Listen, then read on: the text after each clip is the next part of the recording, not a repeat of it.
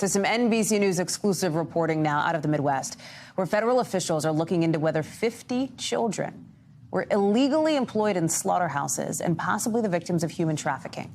This is according to 3 Homeland Security officials. Now, DHS investigators are questioning those kids to understand how they ended up in this situation and whether anybody forced them to work or profited off of them. NBC's Julia Ainsley is part of the team that broke this story. She is joining us now. Julia, Packers Sanitation Services is the company that actually hired these children. No indication, right, that the company is the target of this trafficking probe. They have been investigated and sued by the Labor Department over child labor concerns. How does that case tie into this new one?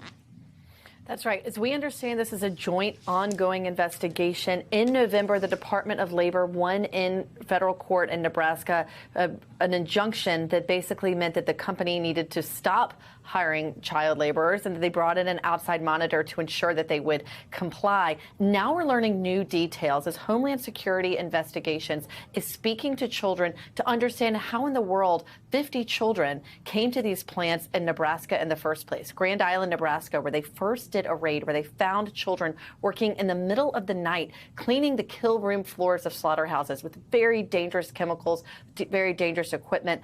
The first time they did that, they started interviewing those children. Now they're trying to understand, how did they get there? Did anyone force them there? Did anyone profit from it? They're not necessarily targeting the company, but there are a lot of questions about whether or not this was part of a conspiracy. And some of the people that I've spoken to who are on the ground, who have worked with these children, who are all very timid to come forward, say that so far their stories are all so eerily similar. They say it's hard to see that it's not all part of a broader scheme. So a lot more questions as we dig into this, and federal investigators continue to dig as well, Hallie. What are the next most imminent steps then, Julia?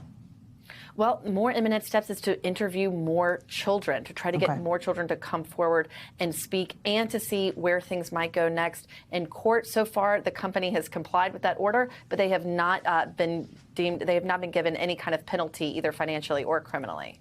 Julia Ainsley, thank you for staying on top of this important story. Really appreciate you being on with us today.